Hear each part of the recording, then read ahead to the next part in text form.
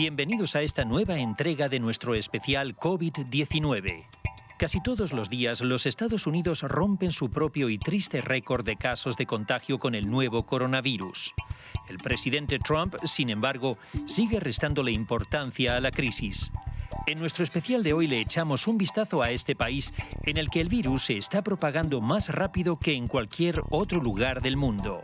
El estado de Georgia fue el primero en levantar el confinamiento. Los restaurantes y las tiendas volvieron a abrir. Al principio parecía que todo iba bien, pero ahora las cifras de infección vuelven a dispararse.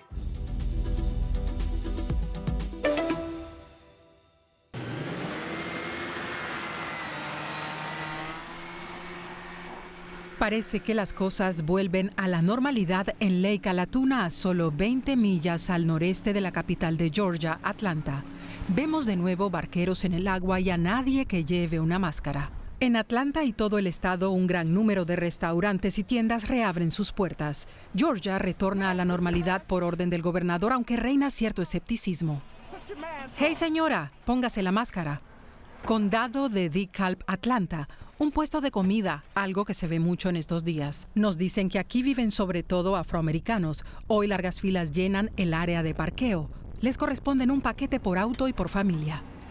¿Qué tal, hermano? Ya voy. Yo te lo traigo. Él es John Bills, chef de cocina. Solía tener una empresa de catering hasta que llegó el COVID-19. Estoy con mi barbacoa en la calle. Bills asegura que la decisión de suavizar las restricciones tan pronto le permite trabajar y alimentar a su familia, pero también es consciente del peligro que supone para su salud. Eso le preocupa. Ya sabes, ¿cómo es que abrimos si aún no hay una cura? Es como enviar a personas afuera a ver qué pasa, como conejillos de indias. Los afroamericanos que viven en estos barrios históricamente marginales son los que más han sufrido la cuarentena a causa del COVID-19. Ahora también sufren las consecuencias de lo que para muchos es una apertura precipitada. La tasa de mortalidad de los afroamericanos supera a la de los estadounidenses blancos o de origen asiático. Nos reunimos con el pastor Anthony Motley. Para él, con la apertura, el gobernador pone en peligro de forma intencionada la vida de los afroamericanos. Como gente de la comunidad afroamericana, decimos a la gente que tiene que mantener la distancia social, que se proteja y que use la mascarilla. Este sacerdote considera que el presidente Donald Trump es responsable del elevado número de muertes por COVID-19 entre la población negra de Estados Unidos. Motley está convencido de que por eso Trump pagará un precio muy alto en las elecciones presidenciales de noviembre.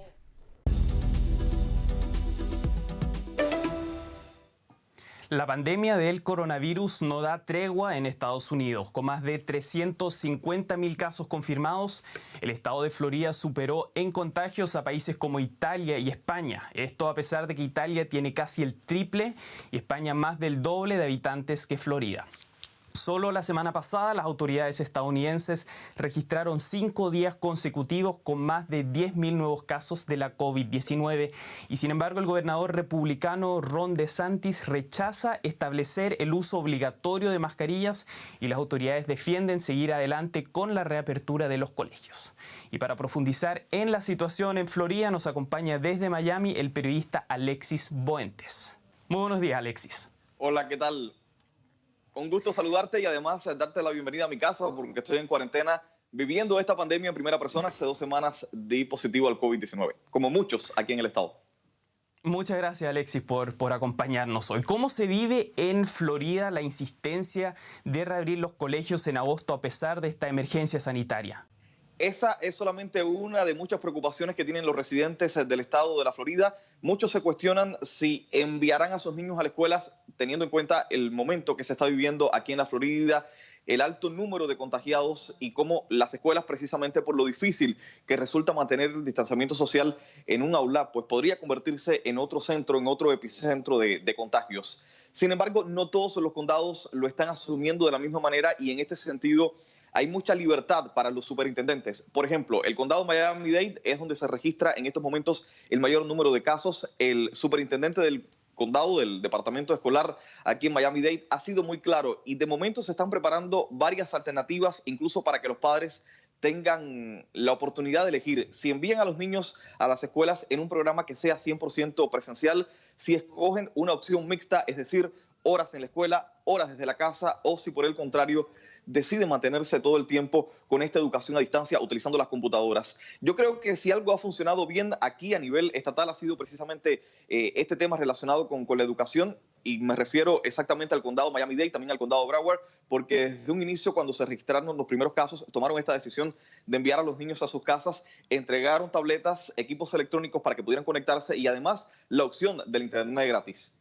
Alexis, ¿qué tan fuerte es la presión que ejerce la Casa Blanca sobre los gobernadores para que vuelvan a una supuesta normalidad?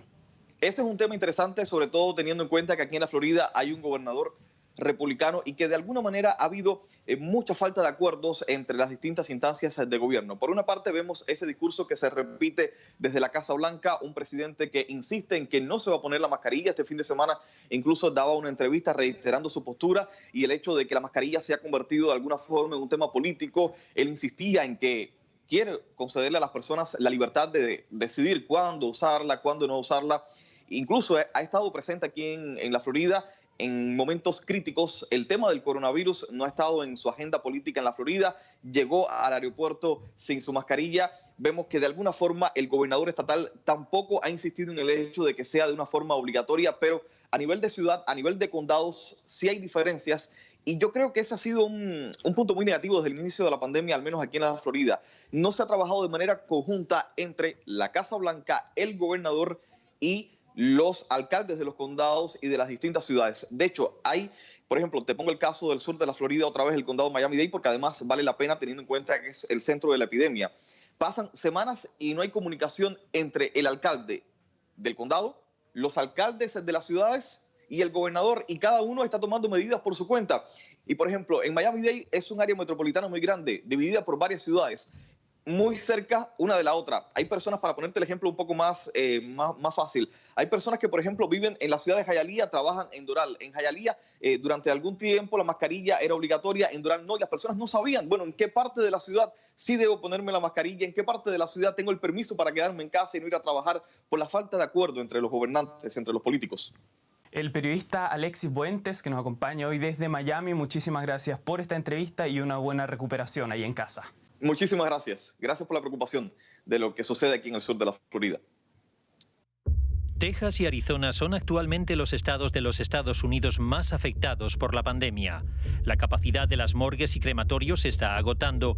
Incluso han llegado a pedir camiones refrigerados para lidiar con el alto número de defunciones. La ira de los familiares contra el gobierno crece a diario. Para Amanda y Gina, su abuelo José García era como un padre. Les enseñó todo lo que saben, les hizo ser quienes son hoy. Pero recientemente murió de coronavirus como tantos otros en el estado de Arizona. Fue horrible dejarlo allí solo. Sabía que no podíamos estar a su lado mientras luchaba por su vida. Debió enfrentar todo eso solo. No había nada que pudiéramos hacer. Es simplemente desgarrador.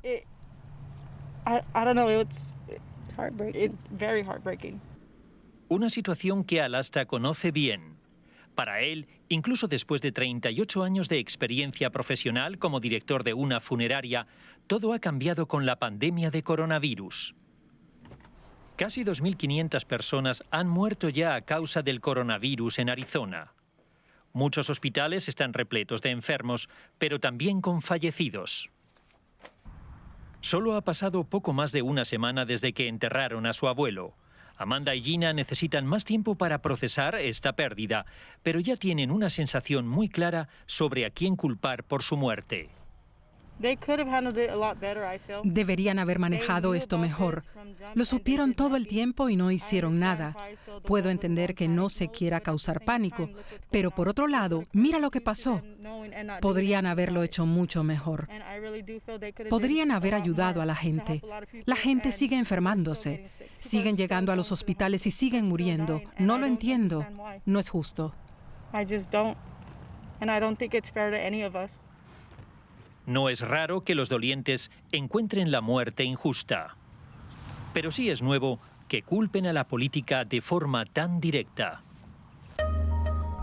Al menos en Nueva York, el pico de la pandemia parece haberse superado, pero es una normalidad diferente. Teatros, óperas, museos, galerías, todo está cerrado y los artistas desempleados. Al menos ya pueden volver a salir a tocar en el parque, esperando ganar algunos dólares. Más de 2/3 de los artistas en Estados Unidos se han quedado sin ingresos y luchan por sobrevivir. La relajación paulatina de las medidas poco aporta a la cultura. En Chelsea, el barrio de las galerías, las puertas de casi todas las exposiciones están cerradas. Ahora, 6 meses más tarde, el miedo ha dado paso al funcionamiento, aunque funcionamos sin tener la mejor idea de lo que nos deparará el futuro. El Estado no ayuda, por lo que varias organizaciones que normalmente apoyan a los artistas en sus proyectos han unido fuerzas y otorgan subvenciones de $5.000 a quienes necesitan el dinero con más urgencia. Creative Capital es una de estas organizaciones. La gente no se da cuenta de que en este país hay 2,4 millones de artistas trabajando en jornada completa y 1,2 millones más en tiempo parcial. Su contribución a la economía se verifica en el hecho de que las pérdidas en el sector en Estados Unidos superan ya los $50.000 millones. El Museo Metropolitano de Nueva York también sufre grandes pérdidas, que alcanzarían los $150 millones. De momento, no hay razón para celebrar los 150 años desde su fundación. El museo podría no abrirse hasta finales de agosto, tras casi medio año cerrado, pero tomará algo más de tiempo recuperar los 7 millones de visitantes al año.